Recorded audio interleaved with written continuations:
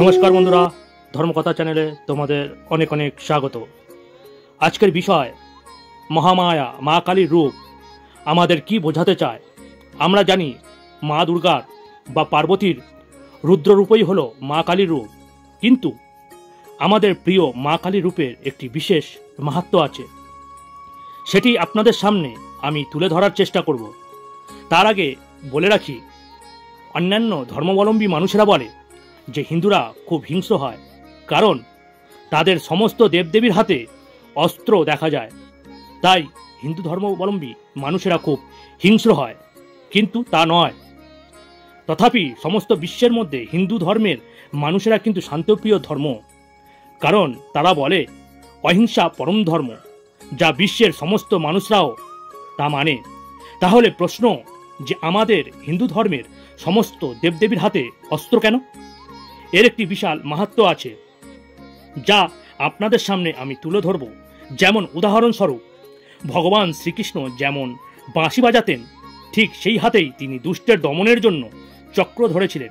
ঠিক সেইরূপ আমরা মা কালীকে যদি দেখি, মা কালীর 4টি হাতে, তাতে বাম পাশের 2টি বাম হাতে একটি খড়গ ও আরেকটি হাতে অসুর রক্তবীজের মুন্ডমালা দেখা মেলে।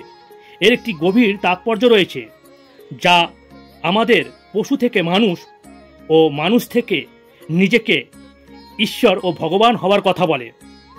আমাদের স্বামীজি বিবেকানন্দ বলতেন, পশু ছিলাম, এখন মানুষ হইয়াছি, পরে ভগবান হইতে হইবে। অর্থাৎ এখন বর্তমান পরিস্থিতি তা দেখলেই বোঝা যায় যে মানুষরূপে কত জানোয়ার আমার আপনার চারপাশে ঘুরে বেড়াচ্ছে। তা নিউজ পেপার খুললে বা নিউজ খুললেই তা বোঝা যায়।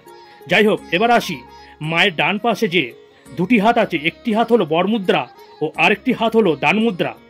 এর একটি গভীর তাৎপর্য রয়েছে, তা সম্পূর্ণভাবে সংক্ষিপ্ত রূপে আপনাদের সামনে তা তুলে ধরব, যাতে কোনো নিন্দুকেরা যদি মা কালীকে নিয়ে কোনোরূপ বিদ্রূপ কথাবার্তা বলে, তার উত্তর যাতে আপনারা দিতে পারেন, এবং সেই সঙ্গে আমাদের মায়ের কাছে কি চাওয়া উচিত তা পরিষ্কার হওয়া উচিত, তা এই ভিডিওতে দেখার পর আপনারা বুঝতে পারবেন।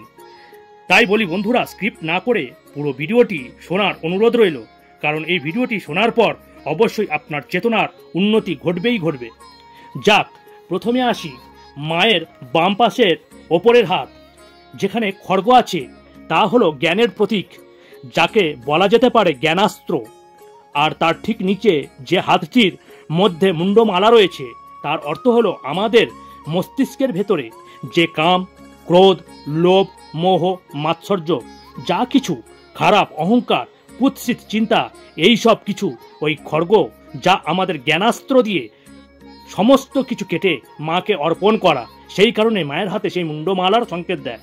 এই হলো মায়ের বাম পাশের রহস্য। অর্থাৎ ধরুন আপনার কাছে একটি ছুরি আছে, এই ছুরি দিয়ে আপনি সবজি কাটতে পারেন, এমনকি এই ছুরি দিয়ে কোনো পশু পাখি জাল কেটে তাকে মুক্তি দিতে পারেন, বাঁচাতে পারেন তাদের। আবার এই ছুরি দিয়ে কাউকে হত্যাও করতে পারেন। অর্থাৎ এই ছুরি দিয়ে আপনি কি করবেন তা ঠিক করবেন আপনি নিজেই। ঠিক সেইরূপ আপনার জ্ঞানাস্ত্র দ্বারা আপনি নিজে কি করবেন তা আপনাকে ঠিক করতে হবে। আর এই জ্ঞান ও চেতনা যদি ভগবান বা ঈশ্বরকে প্রদান করেন, তাহলে তো কোনো কথাই নেই। তাই এই রূপে মাকে দেখানো হয়েছে। অর্থাৎ বুঝতেই পারছেন আমাদের হিন্দু ধর্ম কতটা অথেন্টিক একটা বিষয়, যা শুধু উপলব্ধি করতে হয়। এক কথায় যদি দেখা যায়, আমাদের জীবনে সঠিক পথে চলাই হলো আমাদের ধর্ম। এবার আসি মায়ের ডান পাশে 2টি হাতের ওপর, একটি হাতে বরমুদ্রা বা আশীর্বাদ মুদ্রা, ঠিক নিচের হাতটি দান মুদ্রা। এরও একটি গভীর তাৎপর্য রয়েছে, তা হলো কথায় আছে, মন দিয়ে ভগবানের কাছে যা কিছু চাওয়া যায়, ভগবান কিন্তু তাই আমাদের প্রদান করেন আশীর্বাদ স্বরূপ এবং দান করেন। যেমন টাকা পয়সা, গাড়ি বাড়ি, বিভিন্ন ধরনের মনস্কামনা, সব কিন্তু মা আমাদের ওই ডান পাশের ডান হাত দিয়েই কিন্তু আশীর্বাদ স্বরূপ তা প্রদান করেন দান মুদ্রা দ্বারা। এবার আসি মায়ের বাম পাশ ও ডান পাশ, এটি 2 ধরনের মানুষের জন্য আলাদা আলাদা। এবার অনেকের মনে প্রশ্ন আসতে পারে, তা কেন? কারণ আমরা যারা সাংসারিক মানুষ, আমরা কিন্তু মায়ের ডান পাশ অর্থাৎ 2 ডান হাতের কথাই কিন্তু ভাবি, কারণ সাংসারিক মানুষের জীবনের চাহিদার কোনো শেষ নেই। যেমন জমি না থাকলে বলি জমি দাও, জমি দিলে বলে বাড়ি দাও, আর বাড়ি দিলে বলে গাড়ি দাও। এক কথা তার চাহিদার শেষ নেই। তাই মায়ের আশীর্বাদ স্বরূপ মা সব কিছুই কিন্তু আমাদের কাছে দান করেন। এবার আসি মায়ের বাম পাশ।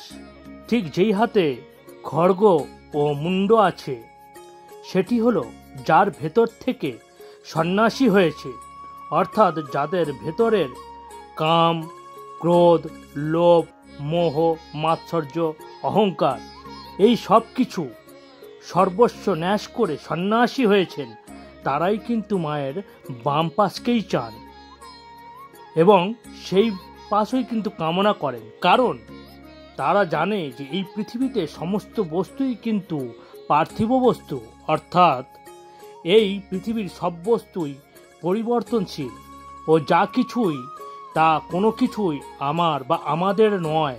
কারণ মৃত্যুর পর এই ঘর বাড়ি, টাকা পয়সা, ধন সম্পত্তি সব কিছুই কিন্তু আমার বা আপনাদের থাকবে না।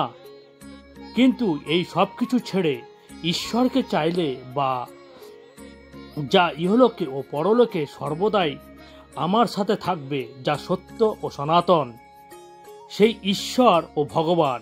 তাহলে বন্ধুরা, এরপর মায়ের কাছে পুজো দিতে গেলে আপনি মায়ের কাছে কোন দিক চাইবেন, ডান দিক নাকি বাম দিক, তা কমেন্টে অবশ্যই পারলে জানাবেন। জানি না কতটা আপনাদের বোঝাতে পারলাম। যদি ভালো লাগে অবশ্যই একটি লাইক করবেন, যারা নতুন তারা অবশ্যই সাবস্ক্রাইব করবেন, যাতে এই ধরনের ইনফরমেটিভ ভিডিও আপলোড করার সাথে সাথে আপনাদের কাছে পৌঁছে যায়। যারা সাবস্ক্রাইব করেছেন তাদের অসংখ্য অসংখ্য ধন্যবাদ এবং প্রিয়জনদের কাছে শেয়ার করতে ভুলবেন না, কারণ তারাও যাতে এই মায়ের রূপের মহিমা বুঝতে পারে। তাই বন্ধুরা, আজকের মতো এতটাই। আবার নতুন কোনো ভিডিওর সাথে আপনাদের সঙ্গে দেখা হবে। তাই হরি ওম তৎসৎ, হরি ওম তৎসৎ, হরি ওম তৎসৎ।